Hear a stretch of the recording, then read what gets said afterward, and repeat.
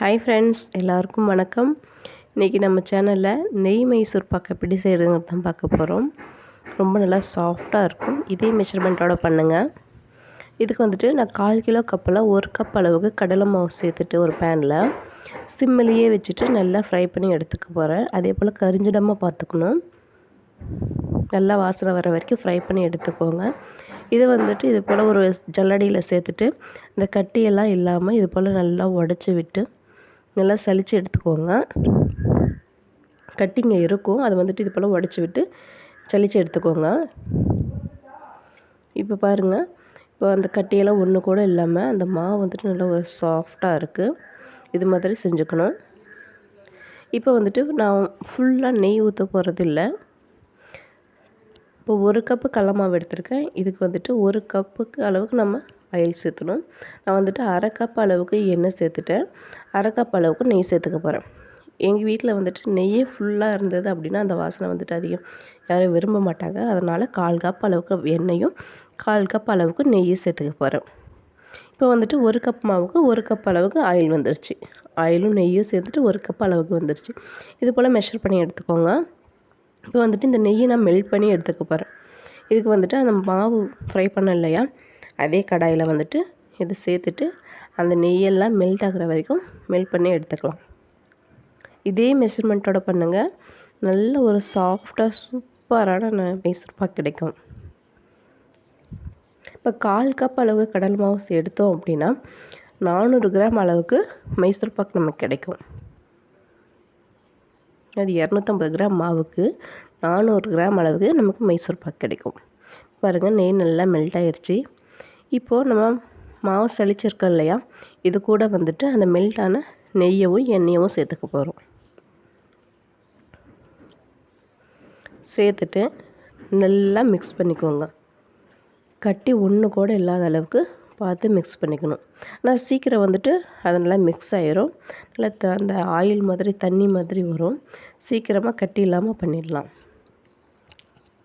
ஒரு 2-3 நிமிஷம் இந்த மாதிரி கிளறினாலே போதும், கட்டி இல்லாமல் நல்லா வந்துடும்.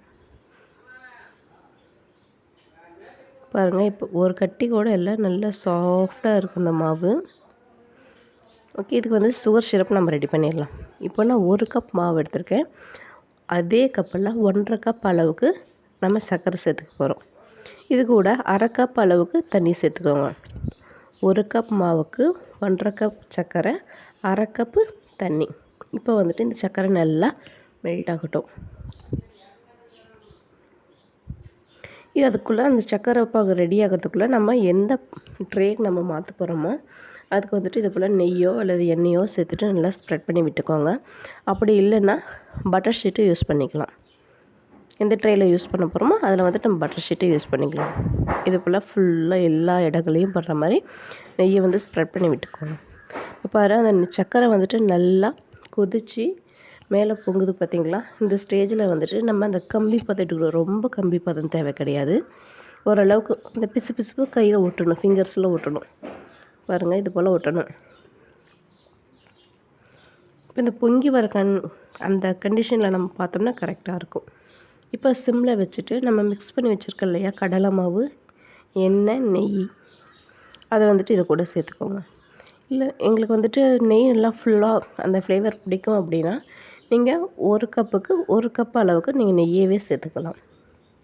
இப்போ வந்துட்டு கைவிடாமல் சிம்மில் வச்சுட்டு மிக்ஸ் பண்ணுங்கள்.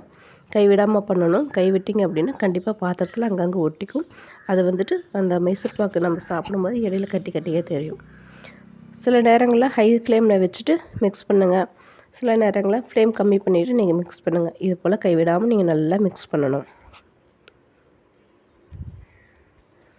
இந்த மிக்ஸ் பண்ணுறதுல தான் அந்த மைசூர் பாக்கோடைய டேஸ்ட்டும் அந்த உள்ளே அந்த நைஸாக இருக்கக்கூடிய தன்மையும் இருக்கும். இப்போலாம் நல்லா மிக்ஸ் பண்ணிக்கோங்க. இப்போ பாருங்கள், பபிள்ஸ் மாதிரி மாறிடுச்சு. சீக்கிரமாகவே கட்டிப்பட ஆரம்பிச்சிடும். 2 நிமிஷத்தில் கட்டிப்பட்டுரும். பாத்திரத்தில் எல்லா பக்கமும் இது போல் கிளறி விட்டு எடுத்துக்கோங்க. கொஞ்சம் கட்டியாயிருச்சு. இப்போ வந்துட்டு ஒரு 2-3 ஸ்பூன் அளவுக்கு நெய் சேர்த்துக்கோங்க. நல்லா மிக்ஸ் பண்ணிக்கோங்க. கைவிடாமல் கிளறணும். சைட்லேயும் ஓரங்களையும் எல்லா இடத்துலையும் அந்த கட்டியாக இருக்கும் அதை வந்துட்டு எடுத்து விட்டு இது போல் நல்லா கட்டி பண்ணிக்கணும். பாருங்கள் இப்போ நல்லா திக்காயிருச்சு. இப்போ நம்ம இப்போ எடுத்து விட்டோம் அப்படின்னா அந்த லேயராக வரணும். அதுதான் கரெக்டான பதம்.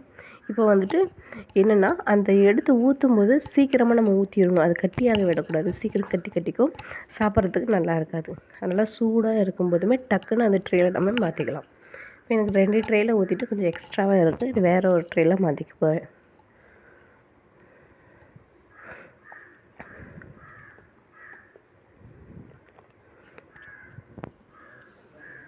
அந்த சூடு ஆறினாலோ இல்லை கொஞ்ச நேரம் அப்படியே விட்டுட்டாலும் அங்கங்கே கட்டி ஆகிடும்.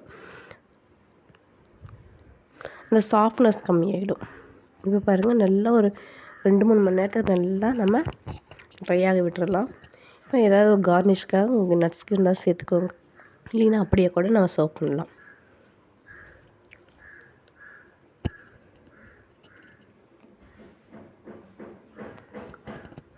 நான் வந்துட்டு பூசணி விதையை வந்துட்டு நான் கார்னிஷ்க்காக வச்சுருக்கேன். இப்போ நல்லா 2-3 மணி நேரம் ஆயிடுச்சு. நல்லா சில்லுன்னு ஆயிடுச்சு. இப்போ நம்ம இதை ஸ்லைஸ் பண்ணி எடுத்துக்கலாம். உங்களுக்கு எந்த ஷேப்பில் வேணுமோ எந்த சைஸில் வேணுமோ அதை போல் கட் பண்ணி எடுத்துக்கோங்க.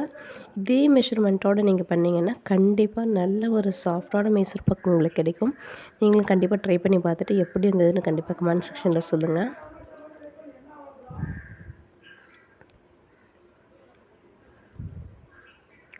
இந்த வீடியோ உங்களுக்கு பிடிச்சிருந்தால் லைக் பண்ணுங்கள், ஷேர் பண்ணுங்கள், சப்ஸ்கிரைப் பண்ணுங்கள். பக்கத்தில் இருக்கிற பெல் பட்டனை ப்ரெஸ் பண்ணிவிட்டு ஆளுங்கிறதையும் கிளிக் பண்ணுங்கள்.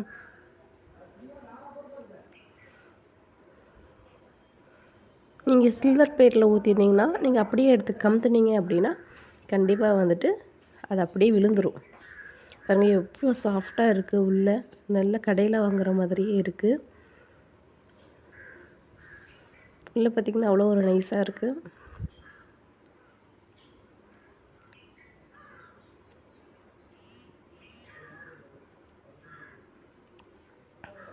ரொம்ப நல்லா டேஸ்டியாகவும் இருக்குது. கரெக்டான சுகர் எல்லாமே ரொம்ப நல்லா இருக்குது. உங்களுக்கு எந்த சைஸ்க்கு தேவையோ அது போல் கட் பண்ணி எடுத்து அடுத்த ட்ரேயில் இருக்கிறது நம்ம இதே போல் கட் பண்ணி எடுத்துடலாம். இந்த தீபாவளிக்கு நீங்களும் வீட்டில் ஸ்வீட் செய்யணும்னு நினச்சினா இதே மெஷர்மெண்ட்டோடு இப்படி செஞ்சு என்ஜாய் பண்ணுங்கள். பார்த்தாலே தெரியும் எவ்வளோ சாஃப்டாக இருக்குன்னு. உள்ளியும் கொஞ்சம் கூட கட்டி இல்லாமல் அவ்வளோ நல்லா இருக்குது. அந்த நெய்யோடைய ஃப்ளேவர் கரெக்டாக இருக்குது. ரொம்ப அதிகமான நெய் ஸ்மெல்லும் இல்லை, கம்மியாகவும் இல்லை. நல்லாயிருக்கு. நீங்களும் ட்ரை பண்ணி